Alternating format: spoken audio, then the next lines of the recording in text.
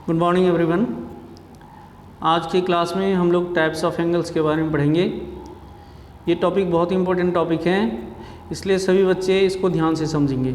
ठीक है बेटा, ये आगे क्लासेस में बहुत काम आने वाले हैं आपकी। There are 6 types of angles. Angle मैंने आपको पहले एक्सप्लेन कर दिया था चैप्टर 4 में, आप वहाँ से वीडियो देख सकते हैं। अब कितने टाइप्स के एंगल्स होते हैं ये हम देखेंगे। तो टोटल 6 टाइप्स के एंगल होते हैं। There are 6 types of angle, mainly 6 type के होते हैं। बाकी और भी कुछ हैं एंगल्स, वो हम क्लास 7 में पढ़ेंगे। बट मेन एंगल जो हैं वो 6 टाइप्स के हैं अकॉर्डिंग टू डिग्री। ठीक है, डिग्री के अकॉर्डिंग 6 टाइप्स के एंगल्स होते हैं। तो इसमें पहला एंगल है एक्यूट एंगल। एक्यूट एंगल क्या होता है? N angle lies between 0 to 90 degree is called acute angle.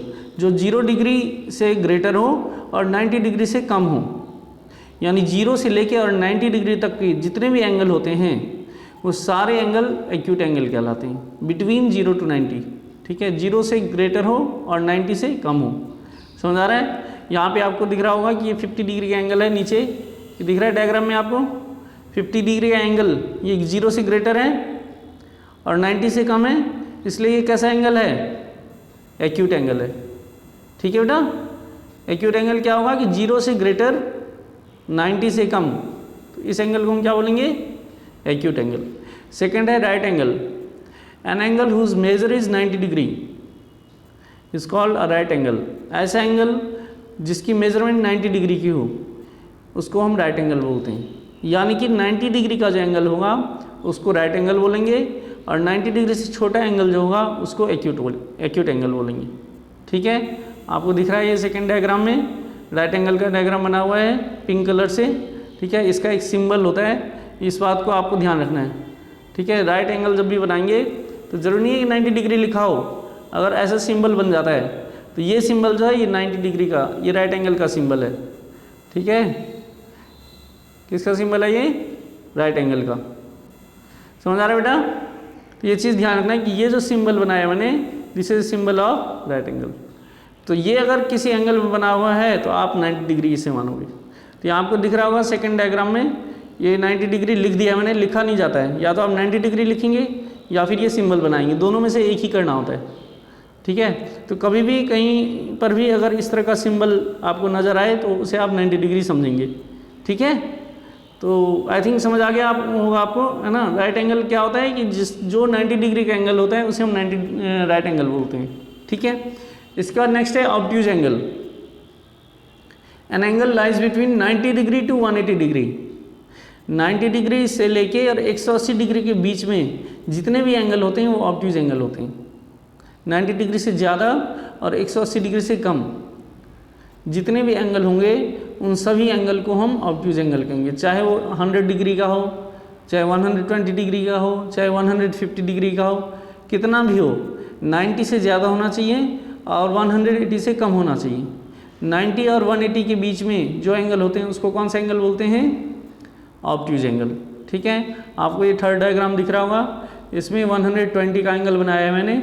ये 90 से ज़्यादा है और 180 से कम है, इसलिए ये कौन सा एंगल है? Obtuse angle. फिर फोर्थ होता है straight angle. An angle whose measure is 180 degree. जो 180 डिग्री का एंगल होता है उसको हम स्ट्रेट एंगल बोलते हैं। ये एक स्ट्रेट लाइन होती है, ये आपको हमेशा ध्यान रखना है कि जो स्ट्रेट लाइन होती है वो 180 डिग्री के एंगल होती है।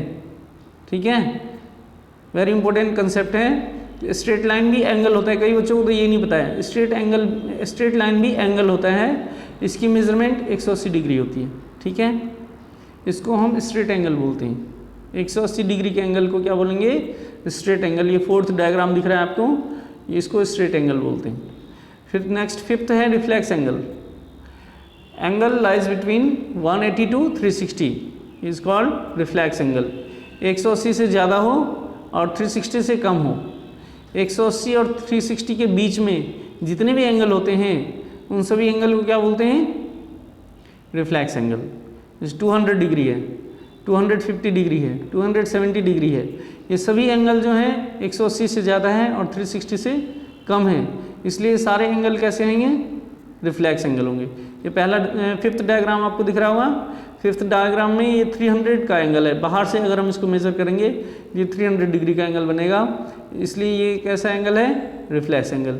ये 180 से ग्रेटर है और 360 से कम है, ठीक है। फिर इसके बाद कंप्लीट एंगल होता है, तो ऐसा एंगल जिसकी मेजरमेंट 360 डिग्री हो उसको हम एक कंप्लीट एंगल बोलते हैं।